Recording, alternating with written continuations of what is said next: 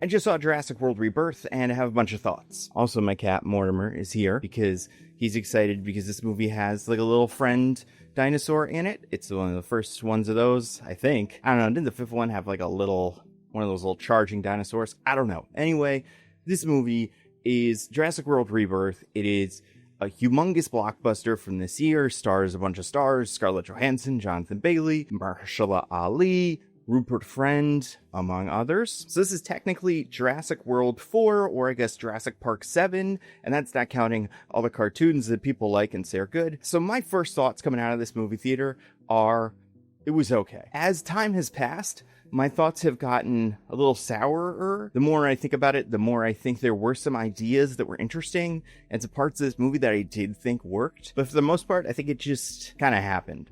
And now it's over. And I want to be super clear. Jurassic Park 1 is like one of my favorite movies. It is pretty much perfect. I've seen it many, many, many, many times. And like, I was born in 1989. So really there were two blockbusters that I knew as a kid were like the big movies. It was Batman and this, Jurassic Park. And for that reason, both of those kinds of movies feel important to me, feel special. And a Jurassic World movie, even though I don't really care about Jurassic World at all as a brand, like the idea of a big dinosaur movie, it's kind of special. That being said, I think this movie is remarkably kind of nothing when it comes to these characters and when it comes to some of the decisions made by the people making the movie. And it's hard not to compare this movie to Jurassic Park because Jurassic Park does so many things so well that when this movie doesn't do those things well, it's like, oh, right, yeah, how do you do that? Oh, right, you do it like this. Like Scarlett Johansson's character, who's the main character. She is a mercenary who is ferrying around Rupert Friend in his little expedition to get dinosaur blood to cure diseases or something. I think as a hook, that's fine. But the thing that the movie doesn't really do until a little bit later, at a point where I just didn't care anymore, is give her any character traits or any motivation whatsoever. Like the hook with Dr. Grant was he was curious, he needed the money to do his research, but also just like as a character thing, you don't really get along with kids. And that was always what this movie is about. Jurassic Park 1 is a movie about deciding to have a family. Whether or not that's an actual family that, you know, continues in the future, or just like the idea of being open to that. And Jurassic Park 3, I guess, makes the point that that didn't really happen with him, but it doesn't matter. So that's your introduction to Alan Grant in Jurassic Park 1. In Jurassic World Rebirth, your introduction to Scarlett Johansson's character, whose name I cannot remember and don't care to remember, is just, she is a mercenary who gets hired. And you kind of think there is going to be something here, though. Like she has some sort of trauma or something that is going to inform her character. And the answer is kind of, and you will find out about it once, but it does not matter. I do think there is an interesting character in this movie who could have an interesting character arc, but he is not the main character, and he's so far down the list that the movie cannot be about him. I'll get to him. But ScarJo, she's the main mercenary. I would say her trait that defines her is just general competence. And that is competence when it comes to shooting and swimming and climbing and like all the other skills that would make someone good at navigating a Jurassic World movie. But beyond that, there's really nothing to her. She doesn't have a ton of chemistry with the other lead of this movie, played by Jonathan Bailey. I remember his character's name is Loomis. He is the scientist who is interested in dinosaurs but has never met one, I guess. Jonathan Bailey's character is a nerd. You can tell because he has glasses and he works at a museum. But he has no traits either. His trait is wants dinosaurs to continue. There's a little bit of like, oh man, the kids don't even like dinosaurs anymore. But that was the whole thing in the first Jurassic World movie, so that's not interesting here. But you're like, okay, I see how a movie like this could go. And this is kind of interesting. He is kind of a hunky action guy, or at least, you know, that's kind of how Wicked frames him. I don't really know too much about him outside of that.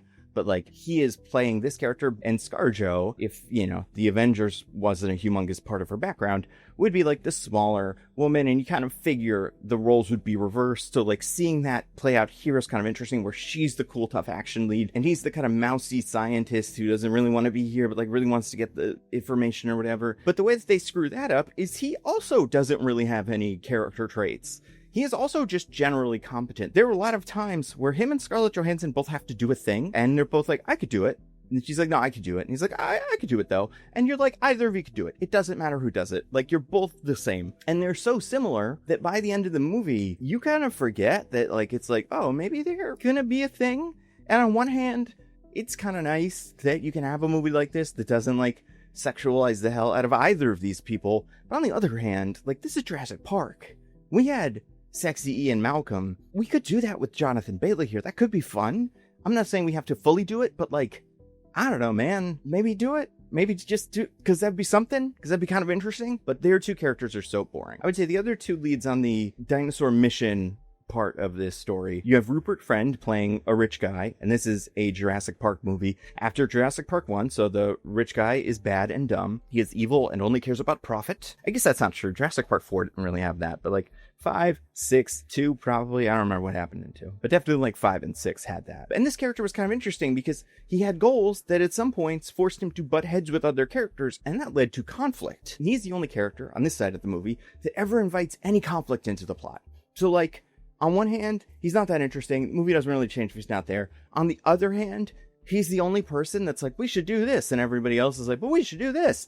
And you need to do at least a little bit of that in one of these movies. So good. He's there doing that. Mahershala Ali is the other character from this side of the story. He's good. And he does have a pretty clear character path that you can take this guy on when you find out some things about him that makes him an interesting character to put into one of these, but they don't really do too much with it. But like, watching the movie, I'm like, oh yeah, he's the protagonist for sure. You make him the protagonist, and he plays another mercenary that ScarJo knows, who has a boat. We'll get to the boat stuff. On the other side of the movie, there's just this other family that is not part of this at all. As I went into this movie, started thinking about like, oh, what are we gonna do here? And I'm like, oh, there's that scene, and that scene, and that scene. And really, if you've seen the trailers, you can kind of probably put this together. The order isn't even that hard to figure out because it kind of has to happen in a certain order. But then I was like, oh wait, there's like some other people on this island, and it doesn't seem like they go with them, right? So like, who's that?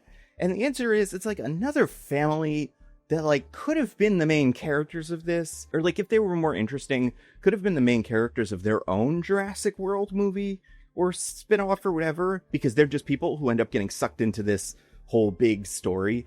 But like, the idea of people being on the island that just have no connection to dinosaurs, barely know what it is, like, that's something these movies have not done before. It's always researchers. It's always a team of researchers with a couple of mercenaries go to the island to find something, or, you know, check on some dinosaur or whatever, or they build a new theme park and restart that cycle. But like, that as a concept, I think, could be a Jurassic World movie. I don't think any of them are that compelling. I do think there's a little bit of interesting stuff going on with the dad, played by Manuel Garcia Rulfo, and the son, played by David Iacano. But besides that, there's just not really much to these characters. They are in situations I would say are somewhat compelling. They get a couple of the good scenes in this movie, but I just don't think their arc really mattered either. Also, the main tension of it gets resolved really quickly, so there's not really any fun to have. It's just really like, I hope they get off the island, but that's kind of the same for everybody. But okay, so the characters aren't good. Plot is boring because it's just them going to the island and they have to get samples from 3 different kinds of dinosaurs, and one of them just doesn't even seem that exciting. One of them is the underwater one, and one of them is the big pterodon. It's not called pterodon, it's called the Quetzalcoatl something. So there's this weird, like, we have to get the biggest ones from land, sea, and air, and somehow their hearts are going to lead to better heart disease medicine or something. I think there's something to the idea in this movie that, like, these guys want dinosaur stuff, but not for dinosaur stuff. But, like, that's all to get you to the island, you figure, right? Like, that's going to be just, like, the hook to get you on the island, and then once we're on the island, the real fun's going to start. But that really is the movie. Like, it kind of plays out as a video game with different levels for different dinosaurs and different, like, arenas you have to fight them in. And here's my main issue with the movie, besides the characters being boring and the story being boring. It looks good. The dinosaurs look cool. The people look cool. What I was missing was realistic scenes with dinosaurs and people, right? Like, part of what I think really makes Jurassic Park 1 stand out is like that scene in the kitchen where it is just a kitchen and some kids and some raptors that are moving around. Now, like, in a lot of those shots, it is clear that they had some sort of raptor animatronic whatever. A lot of the rest of it is fake and, like, looks great, but I think you really need that stuff in those close shots where, like, oh my god, that's a thing that almost got that person. And here's what I think I've kind of figured out, and I'm not positive about this, but I do just seeing a couple of behind the scenes interviews, this explains it. Gareth Edwards, who directed this, who I think is fine. Like, I'm not a humongous fan of that, Godzilla movie, but like, I think it has its moments. Also, this movie starts with what is almost an identical scene to that movie, which is kind of funny. But they really went out of their way to shoot this movie in places that were exotic and cool. Seems like they shot a lot of this movie in like Thailand, and you can tell kind of like all the big shots where they're standing in grass or standing over a cliff or on a beach or something look convincing. I would say visually. The other trick of this movie that I don't love is that everything is so oversaturated. That like Scarlett Johansson is orange for most of this movie. And like, it's very vivid, and I think that is fine. I don't know if that fights with like the naturalism of the movie, and I don't care generally. It just feels like they went a little bit overboard. I'm going to real quick change the color heat to kind of simulate what it feels like, and then you're like, oh yeah, that's a lot. So it seems like they prioritized filming this movie in nature, which is cool. And it seems like what they did was they would have a scene where the characters would look over there, and then there'd be a big dinosaur or something, and that was added in post. And I guess there just don't feel like a lot of scenes to me where there was a big old thing just near the actors. Not like I don't want to see them in danger or anything. Just like a big machine that kind of looks like the dinosaur's face so that it looks like a real thing is near the actor. Because that is where so much of the tension in the first one of these comes through. And I think there's a lot of that in the third movie as well. I'm honestly not sure. I'd have to go back and watch that one again. But like this movie, everything looks so artificial and looks great. Like it's the mosasaur scene looks like a real mosasaur. But because there's just not like a shot where Scarlett Johansson almost gets chopped by like a big mouth or something, and you see an actual big mouth almost chop her head off, it just doesn't feel real. And I think that is hugely important for these movies. I am not a humongous everything has to be practical guy. I watch all of these Iron Man movies and like Spider-Man movies, and they're CGI, and I think it works. Like, I think a lot of the CGI in these movies is cool and good, and sometimes like people make fun of it, but like I think in movies like, Captain America, Brave New World or whatever, a scene of Captain America dogfighting with like fighter jets, that looks fake, but also like is a comic book and it's supposed to be kind of fun and thrilling. Whereas in Jurassic World, it's supposed to be scary.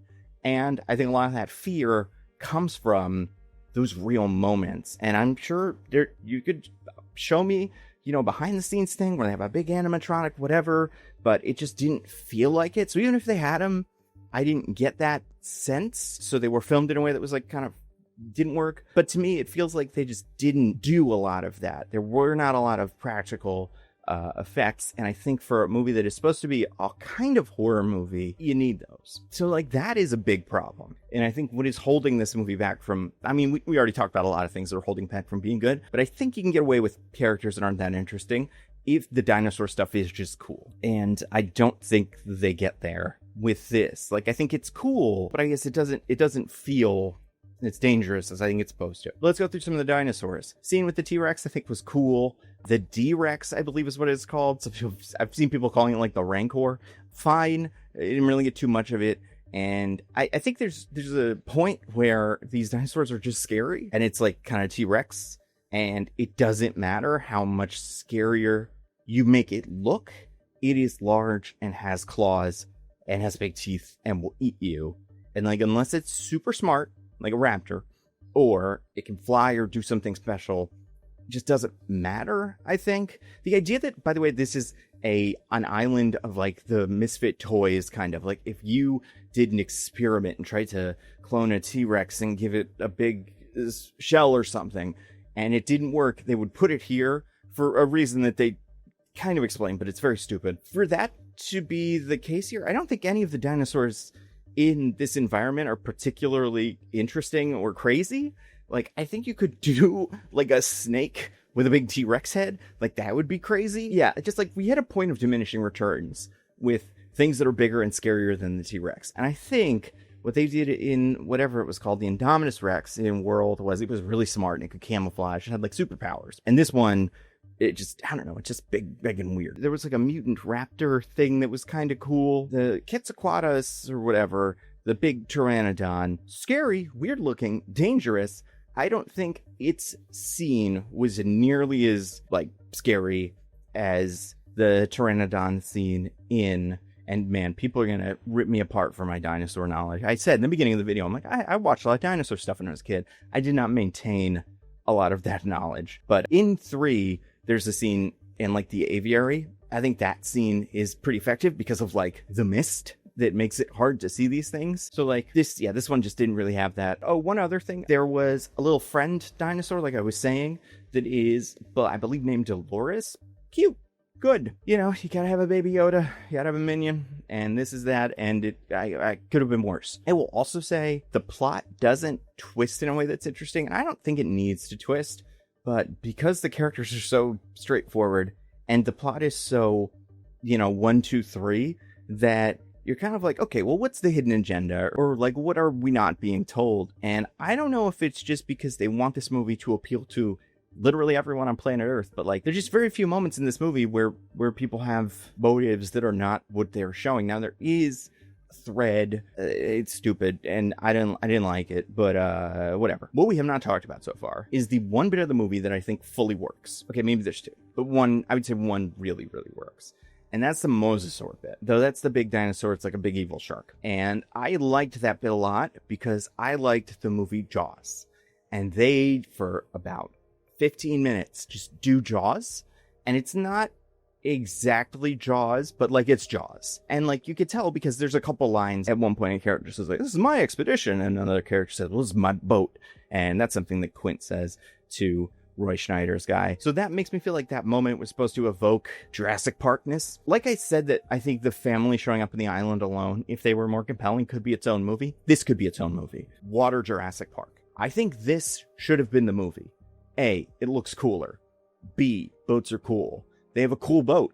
It's like a good boat. It can't, like, totally withstand all the stuff that the dinosaurs are doing, but, like, you could set a movie on this boat. You'd also do it like Jaws, where they're just not on the boat the whole time. And, like, listen, on one hand, remaking Jaws, but with dinosaurs, sounds awesome. But there would be criticism, I'm sure, of people saying, well, this is just Jaws again. But, like, Jaws is a movie that came out, I don't know, 50 years ago. And I know that because I bought the 50-year Jaws commemorative popcorn bucket. I never get these, but I thought this one looked really cool.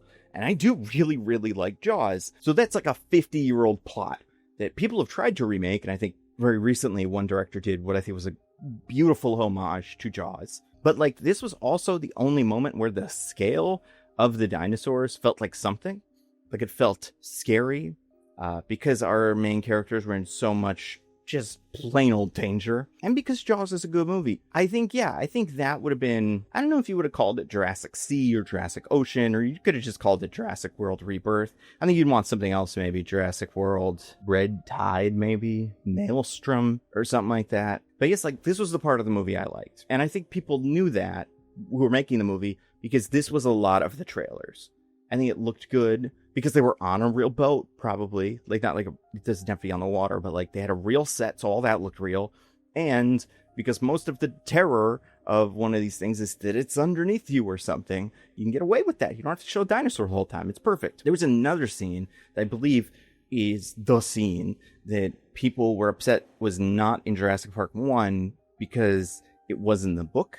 That also takes place in the water. I also think that scene's effective. I don't think it's as effective because I think it's just, again, kind of the CGI thing, but it's fine. But yeah, looking back, I think if they did the mosasaur bit, like, if that was the movie, like, if it was just Jaws but with dinosaurs, sick, cool. What else? Music, fine.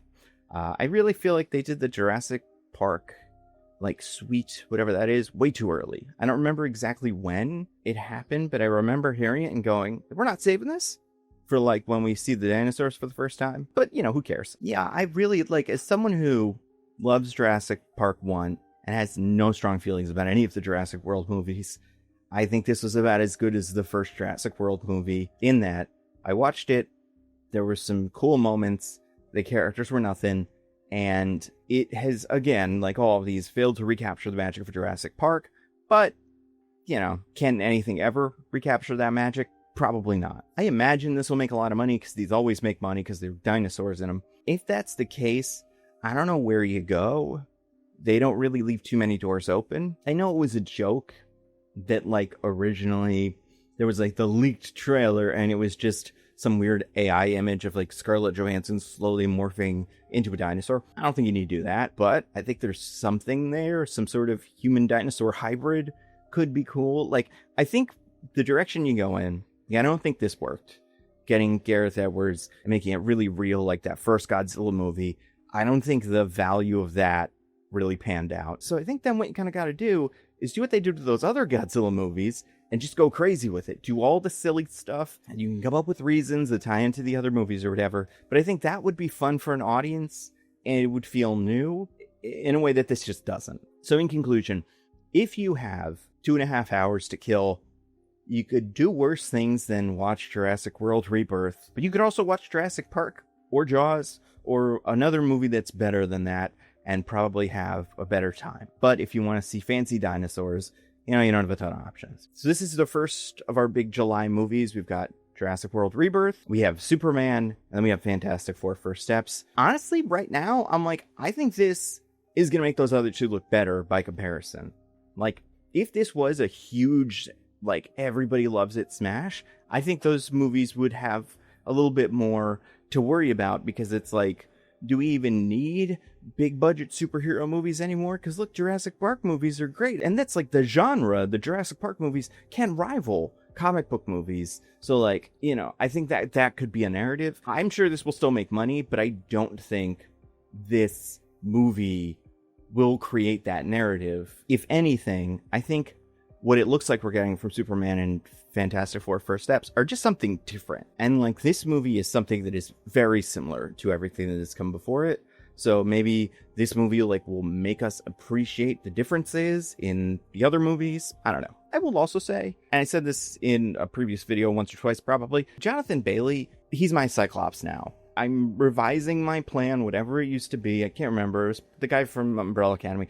It's Jonathan Bailey now. He has such kind of stick up his butt, middle of the road, like, competent leader who does action stuff and like jokes around a little bit but plays it very seriously. Like, I think Jonathan Bailey is the best big actor right now who could maybe be Cyclops in the future X-Men movies. I have no idea if he wants to or if he's in contention or anything, but like, he coming out of this movie, that is my big takeaway. He's just got a really good energy. And speaking of things that are really good, we got to talk about Nebula. I would be surprised if you have not heard of Nebula by now.